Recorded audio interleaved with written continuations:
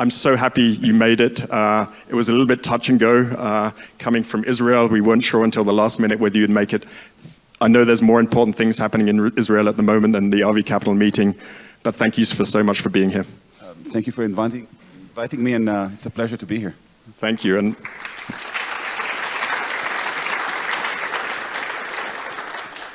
while we're on the topic of Israel, let me make one very clear statement about that before we then talk about business, which is what we're here for. I was horrified and disgusted by the attacks that I saw on the 7th of October. As a student of, thank you. As a student of German history, I saw the Holocaust, studied the Holocaust firsthand, and I simply couldn't believe we're seeing pogroms again in the 21st century. Yeah, it was a terrible thing, and I hope we never see anything like that again.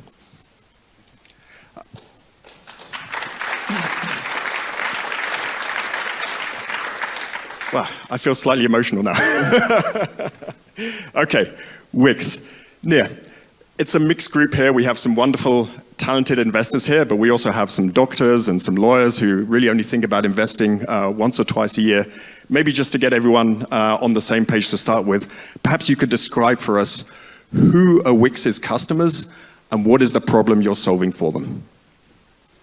Wow. You know, when someone from our team asked that question, I asked them, who's the customer for Microsoft Office? Who's the customer for Word, for PowerPoint? And I know this is a very big statement, because essentially I think almost anyone eventually in their life can and would like to use that. We are in the 21st century, and pretty much everyone at some point in their lives would like to have good access to the internet, not only to consume content and information, but also to put things of their own up there. And it can be a tiny, small business, it can be a bigger business, it can be something for personal use, it can be a portfolio, it can be something that goes along with your hobby. And our vision, our goal is to allow all of that, enable that, and make it very easy and simple process for you to be able to onboard. Much like some of those other softwares that, you know, those Microsoft softwares that started in the 90s and became so dominant in our lives.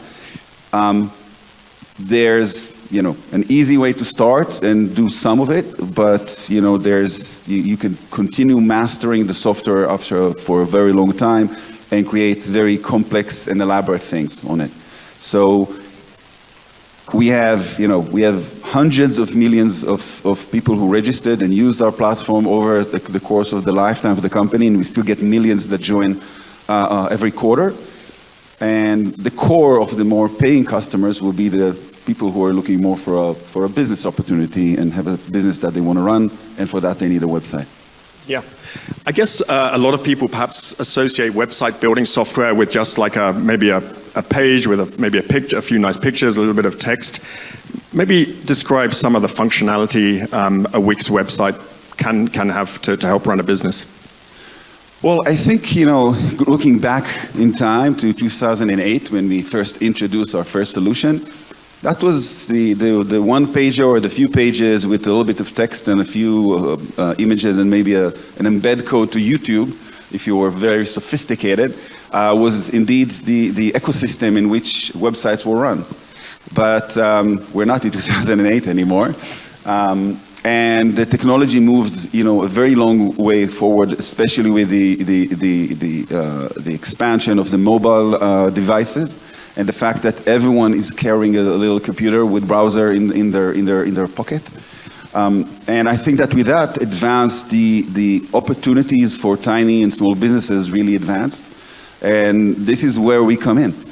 Because essentially, if you were Nike and you wanted to create something, a very complex website, you can spend millions of dollars doing that. But if you're a tiny business, and sometimes, you know, we were thinking about, you know, sometimes the businesses we refer to are smaller than what is even on the radar of any agency that is looking at tiny businesses. So Nick's wife, for example, is running a Wix website.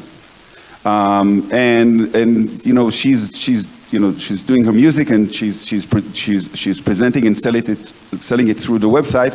I don't think she is what would be customarily being thought of as a small business. She's a one-woman show, essentially. And 20 years ago, if she wanted to do something like that, she had almost zero venues to try and develop that kind of business. Today, that's almost obvious that anyone can do that. And with that, I think, is what we are enabling. We're trying to take all of that complex technology and make it into something that anyone in this room can go in and just, you know, start a website, start a business, and support it. Yeah, the way oftentimes these type of talks customarily go is you ask for a show of hands in the audience of who's a customer of Wix, and it's an exercise we don't need to do because the RV Capital website runs on Wix, and everyone who registered for the event had to create an account or who wants to receive my blog or whatever, so everyone in this room is a Wix customer.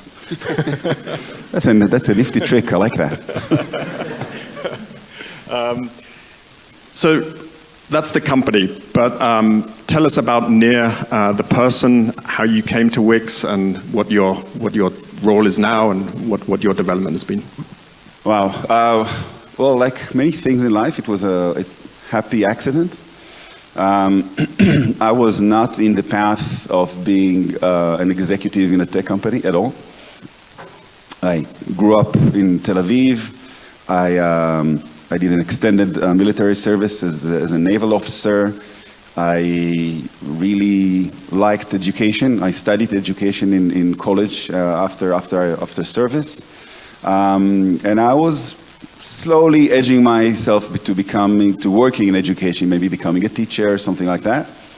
And then a really good friend of mine called me up and said, you know, we just started a new company. Wix was about 3 months old back then. Well, so you were almost part of the original founding team then? Yeah, if you ask them, I am. For me, it's hard to say I'm a founder because I missed it by 3 months. But I knew 2 out of the 3 founders very well, since they were good friends of my older brother. I knew them since I was in my early teens. And they brought me in and said, you know, we just need you for a couple of weeks to help around the office and, you know, just make sure that a few things that are stuck can be unblocked. And they gave me a list. And the next day I came and said, okay, what else do you need? They said, well, we gave you a list. I said, well, that was yesterday's list. What do you need for today? It was, by the way, I'm not that great. It was really a dumb list. It's really simple stuff.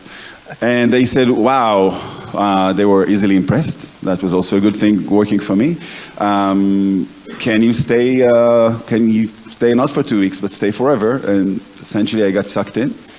My job is I'm the chief operating officer, and it's a very flexible, fluid job. From my point of view, my role is to figure out what's not working well in the company and try to fix it in a way that then I can pull out and for it to keep on working well as things go by. And essentially, me and Avishai, the CEO, kind of divide he's a big, deep thinker. He likes to take a problem and deep dive into it so he can figure out, you know, how to attack it and change it and solve it. Whereas I'm the guy who can hold many balls in the air at any given point of time. So I do all of the day-to-day stuff. And he is more responsible for kind of thinking about the long-term strategy and you know, how and where to take us. Obviously, you know, we cross paths quite a few times a day in thinking and solving issues. But at the core of it, this is kind of how we divide the roles between us. Yeah, wonderful. We love talking about the business, and we will for sure do that shortly. But when we have, and I'm going to call you a founder, when we have a founder with us, what we also love to think about is some of the kind of the seminal events in the development of the company, which really kind of maybe created the values which exist today. Maybe you want to draw attention to 1 or 2 of those, if there's any that come to mind. Well, it's a room full of investors. And I got to say that I think the single most memorable point of time for me is something which, you know, a room full of entrepreneurs will really relate to. And it's very early in time. It's pre-IPO. It's more before most of our investment rounds. So we introduced the first product in the summer of 2008. It was based on Adobe Flash, which was back then the ruling technology in order to put things in browsers. We're just getting started. And we came up with a whole bunch of different things that people can create and with our platform. There was greeting cards for emails, and you can create, well, back in 2008, the big thing around was MySpace. So you can create comments for MySpace, and we had a whole thing where you can actually edit your whole MySpace page and extend it and do all crazy shit with it. Sorry, pardon my French.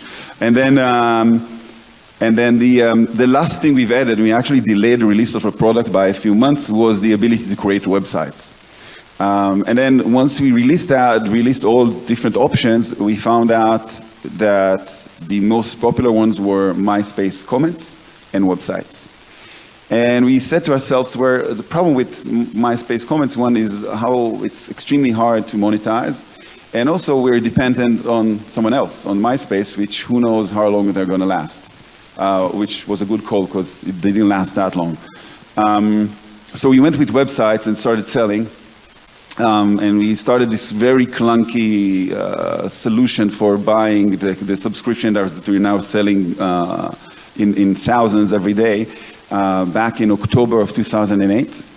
But if you all remember, September of 2008 was a very rough time in the world, subprime crisis and the stock market and bear stearns and everything's happening. And throughout the summer, our investors said, world is shaky, take money from us. So you can keep on running and doing this, and we're just releasing the product. We said, yeah, but we want an up round and we want better terms. They said, well, we're not going to put a no shop, go shop around, do whatever you want. Obviously, we came back in September and said, where do we sign? We want the money. But then everyone was firing and shrinking and cutting down, and in November, the board came together and they said, well, what's the plan? And we said, we've just started selling and we don't want to cut down anything. But we have this little calculation we did in the Excel, really, was willing to absorb anything. And if we carry on and increase, and now we're selling 5 subscriptions a day, if we get to April, which is 6 months from now, and the average is going to be 80 a day, then essentially we'll break even. So give us 6 months of a run rate. We'll hire and fire according to plan, not according to any cutback. We get this to April and it's good, then we carry on, and if not, then we'll start slicing up the company. We got to 90, I think, in April. And I think the pivotal point of time was that from April 2009 was the first moment in time that we never had to raise money anymore. We decided and wanted to raise money because we wanted to grow the company faster, but at any point of time we knew that we can cut back on marketing and just stay, grow slower but be break even, and we're not be, at the mercy of investors, which is a really big moment of time for an entrepreneur. Yeah. Thanks for that. And maybe also a quick word on the culture at Wix. I know there's a wonderful esprit de corps there. Maybe you can say a few words about it. The culture of Wix. Well, I think, the last few years really emphasized this for us much further than we all ever wished for. But there's many times there's this assumption or this concept where people think that a company is a for-profit organization, and the bottom line is the most important thing, and it cannot coincide with taking care of the people or it can, but up to a very small extent, and you should put the company finances ahead of everything else. Now, I'm not saying that you shouldn't. I'm just saying that from my standpoint and how I think about the culture is that I think that taking extra care or going all out when something really bad happens in the world eventually pays off for the company, okay? In a real way, not in a theoretical way. I think, I'm not going to go into Israel right now, but it's an easier way, an easier event, which we have a longer perspective now of 2 years, is the war in Ukraine. We had, before the war in Ukraine, when the war started, we had 950 employees in Ukraine, and suddenly the world turned upside down. And we dealt with evacuating them and getting as many out of the country as they wanted to go and as we could before, and then helping the people who stay in the country. And we created a hub for the ones who got out of the country in Krakow, in Poland, and essentially built this whole infrastructure for them not only to work together, but also some came with kids, some came with family members. And it was 2 months of craziness just to try to get people to safety. How did that pay off? Eventually, if I would have lost 500 employees all of a sudden, I would have had a massive disruption to the company. Okay, it has a big impact on the business. Instead, I kept my employees, and I got extremely loyal employees that really want to put in the extra time and the extra effort in order to come through. Somebody asked me yesterday, in Israel, there's a lot of people being called to reserve duty. How do you handle that? And the answer is, at the end of the day, is because you create that kind of atmosphere, that kind of culture, if somebody gets pulled out, everyone else jump in and try to cover for them in order to make sure that nothing falls behind.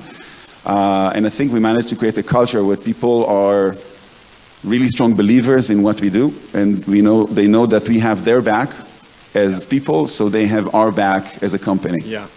What we see time and time again is that great companies, but also great countries, get stronger when they face adversity, and my sense is that's what's happening at Wix at the moment, but also at Israel. So everyone in this room here is a huge fan of Charlie Munger, who very sadly passed away, Warren Buffett's partner, of course.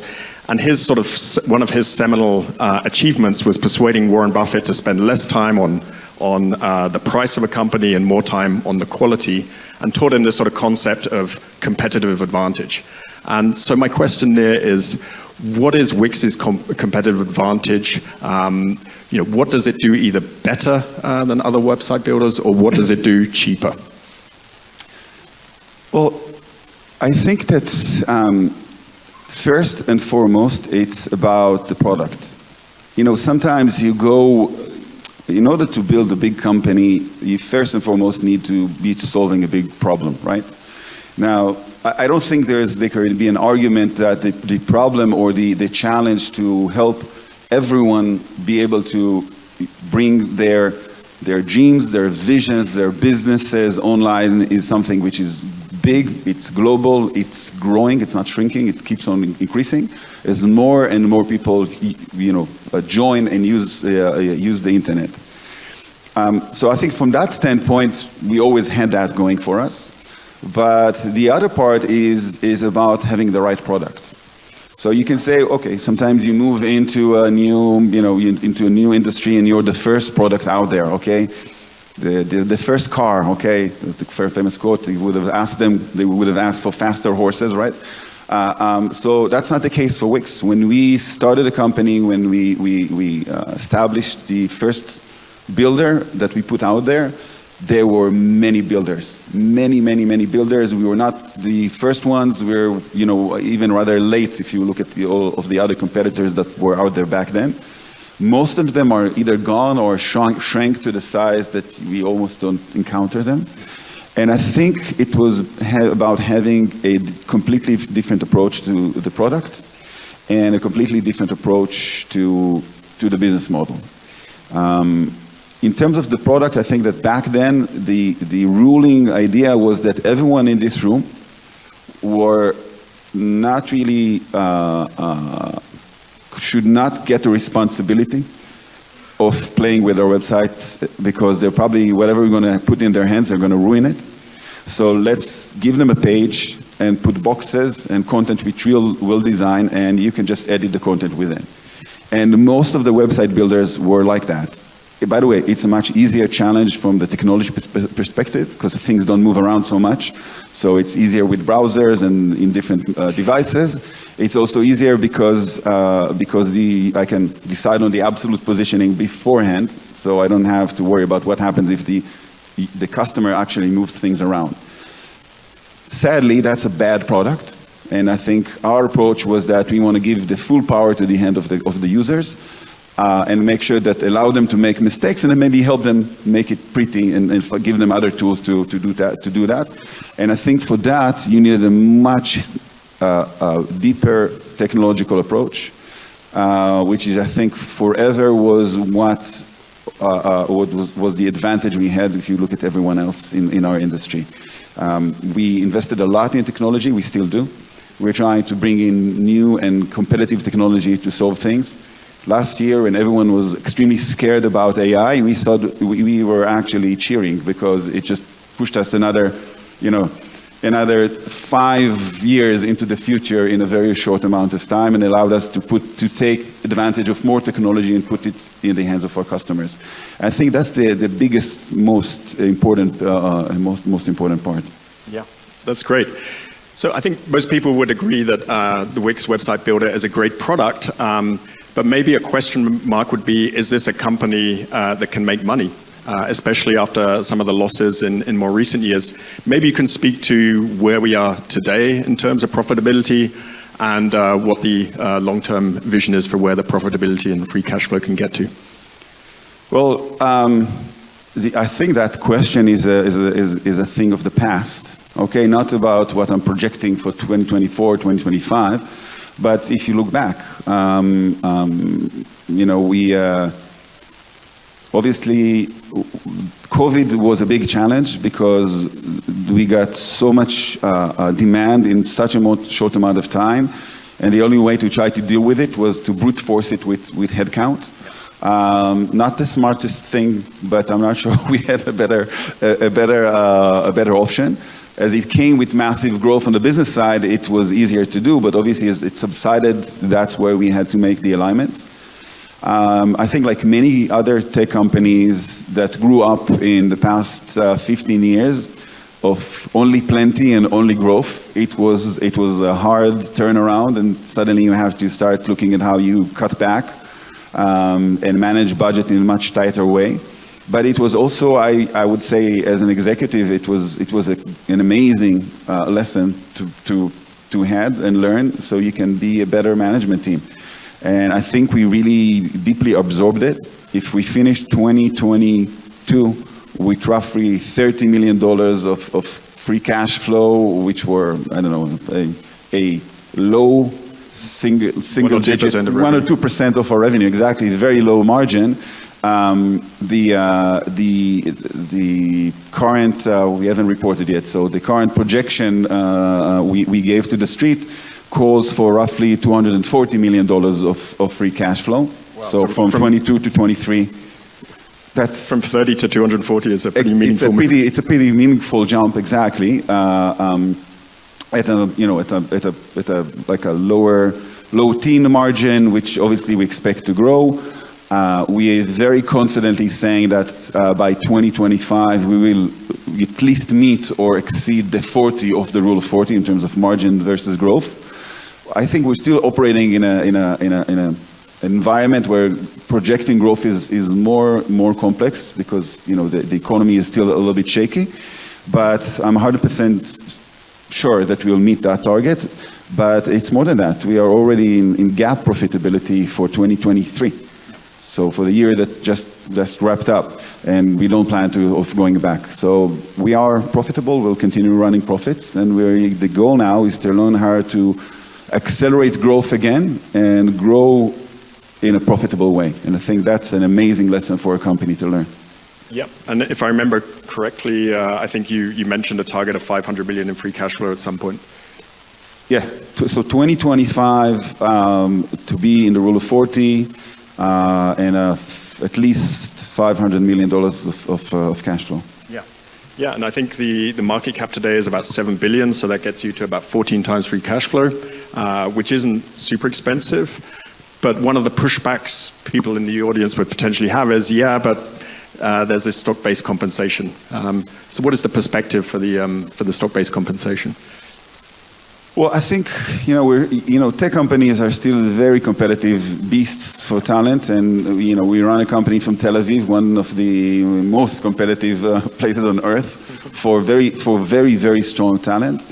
I think stock-based compensation is not going to go away, but like anything else, it can be much better managed, and I think we've started turning that around as well. I think first and foremost, the GAAP profitability indicates that we are managing to generate the money to cover also for the financial loss of the stock-based compensation or the cost. But more than that, we started engaging in buying back stock in order to offset the dilution generated by the compensation. And I think that as time progresses, the dilution or the share count has already been, it's not growing as fast as before. The goal now is to get it to stabilize it so it doesn't grow, and then to start decreasing it over time. And one of the measures we're looking at is the cash flow per share, which is also very much on the rise. It's going to be roughly $3.50 a share for 2023, and we believe it can be even somewhere between 7 to 8, even at the higher ranges of that for 2025. Well, that's a great perspective. Wix is a very capital-light business, which means it's a business, unlike, say, an electric utility. If it wants to grow its business, it needs to build a new power plant.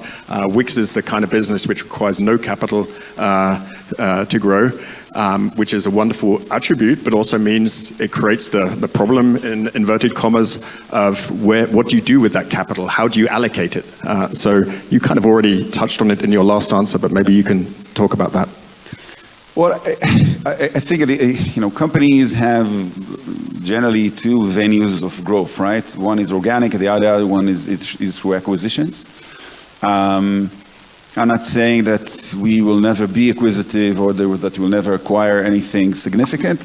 We have been acquiring companies over the years, but it's mostly really small companies, and mostly about absorbing products and technologies that we feel that are complementary. And I think we have this great advantage, again, going back to the environment and the ecosystem we were in, where there's so much opportunity of growth that can be done organically, which means that we don't see the acquisition path as the main one for us. That means that at least as soon as you start generating money and not losing money, which is where we all want to be, I think one of the best things I can do is start exercising a well thought of a buyback strategy. By the way, it also, for me as an executive, it gives us some control. Because other than that, we have no other thing that connects us to the share price. Like, we want the company to perform and for the share to follow. But if we deploy at least some of the proceeds for the buyback, that also gives us some control on our destiny from that standpoint as well. That's also a great perspective for shareholders. I have, I think, 2 more questions, and then I'm going to give the audience, it should leave about 15 minutes for audience questions, so you can start thinking about what you want to ask about. So the first one would be the topic of AI. There were fears at the start of last year that AI was a risk for Wix. I think maybe now people are starting to see it more as an opportunity. What is your view? So, for a company whose goal in life is to take complex technology problems and simplify that for the end customer, AI is another amazing opportunity. We've already established that it is, pushing our business forward, and it does so simply by giving more value in the hands of our customers. Now, one thing that, by the way, that we haven't had a touch on is, we've built the core of our business was built on the tiny little businesses, the people who come in and want to build a website for themselves, and about 2/3 of our business today are those people. But the other third, which is actually growing faster than the core business or the self-creator business, are what we call the partner business, are the people who come and are essentially want to use our platform as a baseline to cater for the needs of other customers, agencies. I was trying to convert your sister last night to our platform, and I'm still not giving up. Let me just stop there for a second, because I forgot to mention Alex at the beginning. My sister Alex, who actually runs a social media marketing agency, including website building. So a little plug for her business there, but she helps me organize this event. So perhaps a round of applause there. Wait. No applause. You should boo her because she's using WordPress. Anyway, but that's going to change, right? I hope. But that's on me, not on her. But for them, so if AI, for someone who doesn't have the right affinity to understand not only how to build a website, but also if you're a small business owner, you don't really know what you need in your website. You don't know what's the best, utilities and functions that should be used for someone who's a lawyer versus a spa versus a bakery. And obviously, the AI helps you. It's a much easier flow to help the creation process, but also the understanding of what needs to be in the website, what should be added, and also how to manage the website and your business afterwards. Those are all amazing capabilities that AI solves in a much easier fashion. But also, if you're running an agency, okay, AI is extremely important. In theory, the AI will take away the business of the designers and the agencies. I don't see that happening anytime soon. What I do see happening is that if I can bring in the right AI capabilities into the platform and then give it to Alex and cut her job, the time to deliver value to her customers by 20, 30, 50%, I made her business much better. And that's another great opportunity that lies ahead. Yeah. Well, your comments there sort of already touched a little bit on my final question, but it was exactly on the topic of your partner business. So Wix obviously grew up as a DIY business for people to build the website themselves. And several years ago, you decided to attack the far bigger market, which is the market where agencies build websites for individual business. Just describe a little bit that opportunity for us. Absolutely. So it's really hard. It's an environment where data is a little bit quirky, meaning it's really hard to say exactly how many websites are being built by whom, because the key question is what is a website and whether any page is a website or it has to go, beyond some certain mass. Still, in any mathematics you would run and data you're gonna crunch, out of 10 websites, somewhere between 1 to 2 are being built by someone who's doing it for themselves, and then 80 to 90% are actually being built by builders, by designers, agencies, small ones, big ones, internal to some organization, external, anything. Even her business, which is a marketing agency business, still also has a layer of where they create the website, just because it attaches well to every other asset of the marketing campaigns. And we've always had these people on our platform using it, but as time progressed, we understood that they need more. They need much more complex capabilities. They're going to spend much more time and effort on the platform. We introduced a specialized editing environment about 3 years ago. We announced it in New York in February 2020, right before COVID hit, and it was we called it Editor X, and it was a dedicated for designers, for agencies kind of a product. We spent about 2 years with this product and learned a ton. And we understood that we need to go even further. We need to create a dedicated work environment that is not only the editing environment, but also everything that's around it for agencies. We introduced a whole new offering called Wix Studio throughout this summer. And it was in closed beta throughout the summer. It went to open beta on mid-October. So imagine all the craziness in Israel, and we are launching a new product at the same time. If you want to think resilience of a team. Amazing, amazing.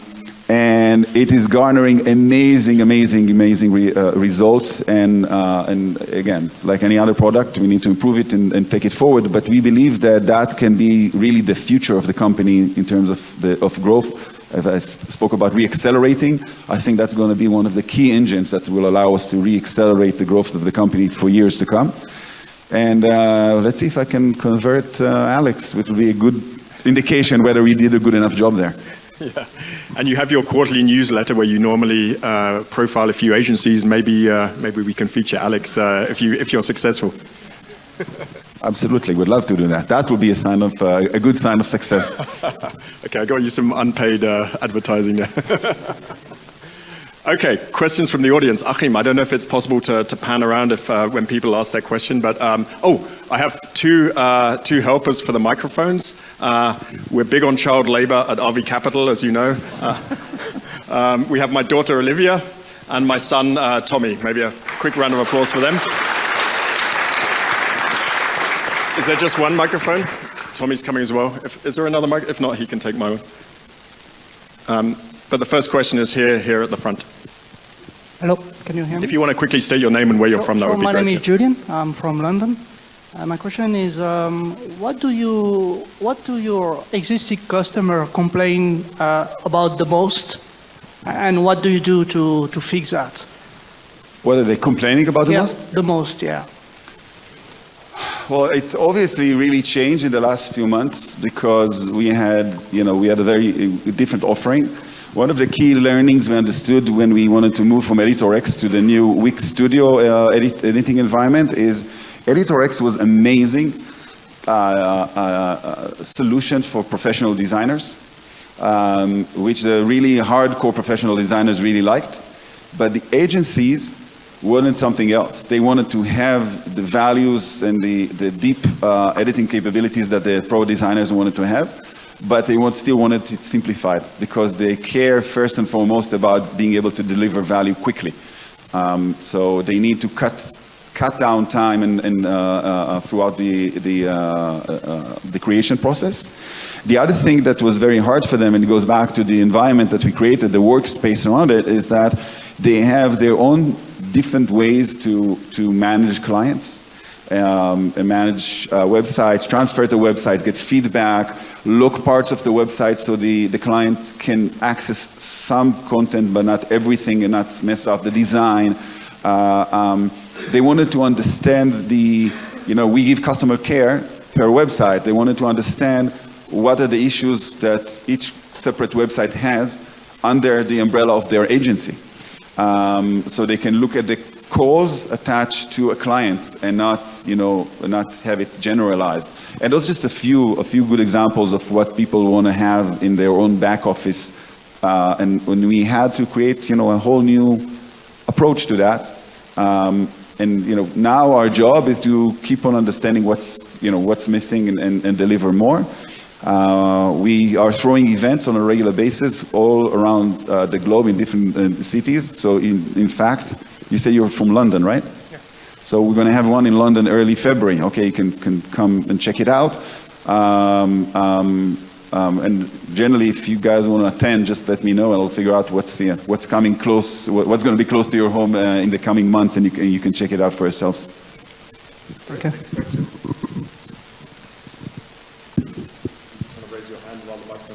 I was just going to make a quick comment on that last one. Hello. I often hear... sorry. I just was going to make a quick comment and I'll let you ask your question. I often hear people say like website building is a solved problem, but what I've always sort of experienced is like there's always something new that customers want. But next question's there. Yes, hello. Thomas from Frankfurt in Germany. I'm a private investor, nothing more. What quite often annoys me a bit is there's the cash outflow linked to stock compensations, and that tends in some companies to really get out of hand. So if you are talking about 500 million free or cash flow, that is not the answer we need to know. What is the cash flow after stock-based compensation? And I would also suggest, so that you don't annoy investors that much, how about changing the strategy? How about paying bonuses to the people you need and say, well, that's linked to one condition. 50% of your, let's say 60 or 40% of the payment, you have to go to the stock market and buy shares from the company. And if you want to know more about that strategy, have a look at Constellation Software. They do it this way, and they are very, very successful, and they are in the same business as you. So I have trouble to understand this point. Yeah, well, first of all, I would love to learn new tricks and new ideas all the time, so I would go and check it out and see what they're doing. I think the value on the stock-based compensation from the company's standpoint that is different from the cash bonuses is that equity is the vesting period of the equity. Because at the end of the day, I'm trying to lock people in for a long time. That's my goal, is to find a talent and put them in to make sure that they stay with me for many years. And when you give them the stock-based compensation, you're right, in theory I could tell them take money and buy stock on your own. When you give it to them and you say, you know, have to stay another quarter for the next batch to mature and another quarter for the next batch to mature, you create a much more like a longevity process in terms of their way of thinking and staying in the company for the longer term. And you also tie them stronger to the dream, which should be all our dream, is generating value for shareholders and making more money. By the way, by stock-based compensation, you ensure that all of the employees are also shareholders, which means that there's a better chance to align them with the interest of shareholders. So I'm a big fan of the equity from that standpoint, because I think that from the managerial standpoint, it has a ton of value. I do agree with you that we need to find the ways to be very transparent about what does that mean in terms of the financials of the company. We need to make sure that we never let the stock-based compensation harm the profitability. And at the end of the day, treat it, you know, as he said, it's cash. It doesn't matter if it comes out from this pocket or from this pocket. So I just need to make sure that I put it front and center in a very clear manner.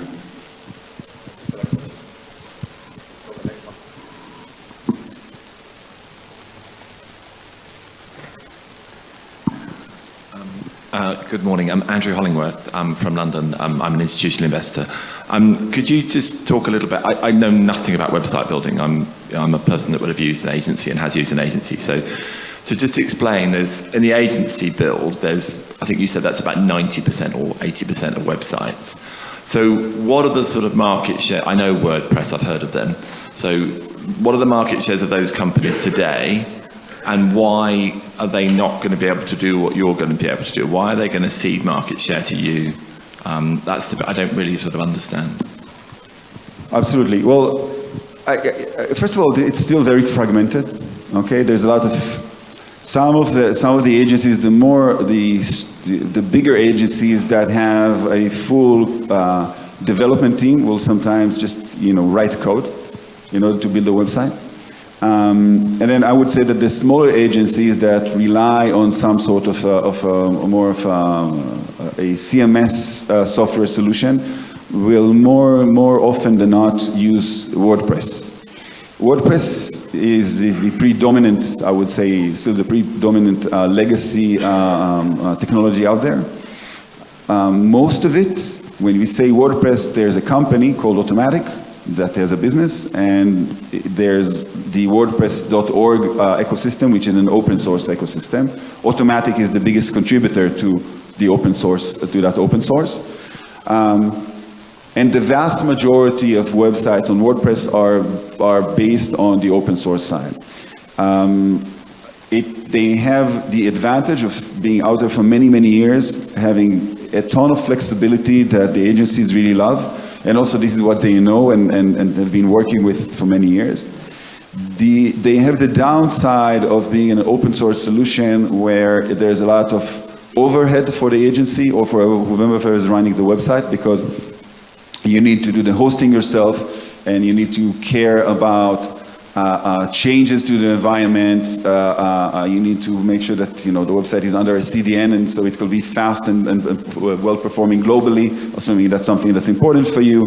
It's much harder to control security and prevent hacking, because it's separate pieces of software, and you don't always know that you are supposed to upgrade the software on a regular basis, or you might have missed a piece, and then you don't patch it for security in the same way that you should. And I think that what we're trying to do is say we can bring we can bring all of that flexibility in a guarded garden. So it's not closed, but it's because you can introduce your own code, but we are going to give you a native environment that still safeguards that code. So you won't have all of that risk associated with working with an open source solution. And we are innovating really quickly in a market and an environment where there are many challenges. My belief is that we can, we do have a really good chance to go after that WordPress ecosystem and take a big chunk of it. Thank you. Hi, Neve. Hi, Rob. Thanks for hosting this and thanks for coming. My name is Suzy Chen. I work for a venture capital firm. We're based in Menlo Park in Boston. So I invest in a different spectrum than many investors here, I think. I want to ask two questions about AI. I'm intrigued. We actually use Wix to build our website. So we're a customer. I'm intrigued by the Wix Studio idea because I think it provides an opportunity for you to encourage your customers to put their data on your platform, which is highly valuable in the age of AI. So I want to ask about, how do you think about data strategy? How do you think about how and whether you can use the data from customers to build and enhance your AI capabilities? Because you're serving enterprise customers, presumably you can mix the data across customers, but there's also a lot of advantage in being able to train on cross-customer data. For example, how do you help shoe companies build better images, or help advertising agencies create better videos for a certain type of companies? So that's one question. The second one is, what kind of AI vendors are you using? Are you using closed source providers such as OpenAI, Inflection, or Google? Are you using open source? What are your thoughts on your long-term strategies in terms of proprietary versus open source? Thank you. Sure. So first of all, one of the reasons we were very ecstatic last year when ChatGPT broke out and kind of suddenly educated everyone about AI is that we've been working in this space for a very long time. We introduced a much more naive model back in 2016 when we introduced ADI, artificial design intelligence. Which was a very much simplified AI engine to build websites. By the way, it was hugely successful on our platform and generated, really pushed our success and our revenues for many years. But we've had a very strong data science and AI team for a very long time, and one of the great things that happened last year was not only that there were new opportunities suddenly, but also the market got educated about the value. The consumers got educated about the value, which is much easier now to put AI capabilities in the hand of people because they want it. They are asking for it. Before that, people didn't really fully understand what's the essence of it. Now, from the data standpoint, we don't cross data between websites and between clients. It's your data, your content is yours. And we are very strict about the privacy for it. But as you said, we do understand the generalization of data in terms of layouts, in terms of structures, in terms of what's working better if you're in the shoe industry versus the building a website for a venture fund. And those things are schematics, are things that obviously we have access to and help us. We are introducing now a new AI engine to build websites. This is no secret. We spoke about this publicly already.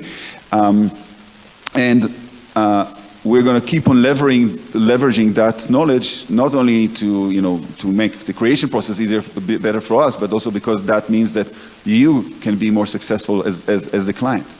From the perspective of who we work with, we generally are open to work with everyone. We have really strong ties with the OpenAI team, and we're using a lot of their capabilities. But we are also in close conversations with Microsoft on other aspects like Copilot, etc. Now also with Google and on their AI capabilities. We don't intend to build our own generative model, but rather use and work with them simply because it's a very big effort that we don't bring extra value to, but we are continuing to develop our own internal models that have to do exactly with that proprietary data that we have on how websites are being built and what makes them successful. Thank you. I think we've got time for one last question. That's almost on the hour. While the microphone's going around, just a quick note that Nir has very kindly said he's going to be here the whole weekend. I think you're part of the hiking group this afternoon, or maybe skiing. We're still maybe open, but anyway, he'll be there this afternoon, this evening, and tomorrow morning. So if anyone doesn't get to ask their question, there'll be an opportunity for the rest of the weekend. Who has the microphone? There it is at the back. Thank you. Well, thank you. This is very impressive interviews. And so I'm senior at the Gucci. I'm Japanese, but then living in Shanghai. I'm from a family office. And I have been, I probably created first website, a homepage, maybe 30 years ago. And then I switched from a WordPress to Wix maybe 10 years ago. So thank you very much for amazing services. And then, so I want to ask you one, the long-term questions, because I think all of us here are thinking about long-term, and then maybe 20 years, 30 years from now. And then the reason I'm asking, which I was very surprised after living in China for almost 10 years, nobody actually uses website anymore, which is shocking. In China? In China. Not many, the companies, they actually have a website. And it's actually really, we have many different ways to see, the company information. So it's been 30 years, I think, since the homepage or website was created. And then, we can expect maybe next 20 years, we continue using website. But then, have you thought about, the Wix over the next 20 years? The possibility of maybe we're using something completely different from website. Well, first of all, again, I'm not an expert on the Chinese ecosystem per se. I can say that for a while there, we wanted to figure out how can we expand our business into China, and we found out in China specifically there's a crazy amount of regulation around websites and domains, which also means that's where there's a surprisingly small amount of domains in China, which is just because there's a very high government regulations around it. I think, I don't think China is the right market to try to figure out the future of websites because of that. That being said, back in 2012, Avishai, our CEO, and my partner, and I met someone in San Francisco who tried to explain. He was an early investor in Facebook, and he tried to explain to us that websites are obsolete because everything is going to move to Facebook. Naturally, that didn't happen, and even Facebook, as the product itself, is becoming a little bit, a thing for older people, whereas other newer social networks are becoming more and more popular, and even those new social networks are not replacing websites. The other claim, or the other thing that at some point was kind of the big belief, was that the mobile apps are going to replace websites. So everyone's going to have an app and won't need a website anymore. And we actually geared up for that. We bought a small company in Israel that was building apps, and we transitioned and we started offering the application to the small businesses. They didn't adopt it, and we kind of closed that line of business a long time ago. We still allowed to create apps, but it's still very, very small. So at least right now, I'm sure that websites are they don't seem like they're going anywhere. That being said, none of us can foresee the great pivotal new technology of 5 years from now in terms of of devices. And there might be that comes a really strong, amazing new format that will be but it will be a different way to do what a website does, right? It's about creating a unique persona for yourself or for your business that you can control, and through which you can interact, sell, and converse with customers or with clients or fans or anything like that. And if that kind of a pivotal thing happens, then our responsibility will be to recognize it, understand it, and adopt it. I think that if you look at our history throughout the years, switching from Flash to HTML5 when there was actually no HTML5, it was still a myth. It was bits and pieces that Steve Jobs was fighting Adobe with. Our ability to switch over, to adopt and change, our whole strategy to understand that people need, different business solutions for their websites, the commerce solutions, selling time, selling tickets, selling seats in restaurants. You can do all of that on Wix today. 10 years ago, you couldn't because it wasn't a need. As things like that rose, we knew how to adopt and bring them into our house.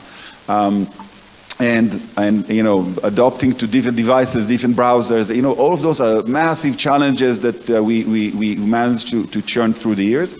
And I do definitely in 20 years from now, something can come up that's going to change the website, completely change the website industry. Our role, our job as management will be to recognize it and adopt and change. This is, big long-term companies survive only because they are, they disrupt their own business throughout time. Nir, thank you so much for coming over. Especially making the trek over from Israel, given everything that's happening. You could see everyone loved it. We could have gone on a lot longer, but you're around, so there's plenty of time for people to ask their questions. Thanks again.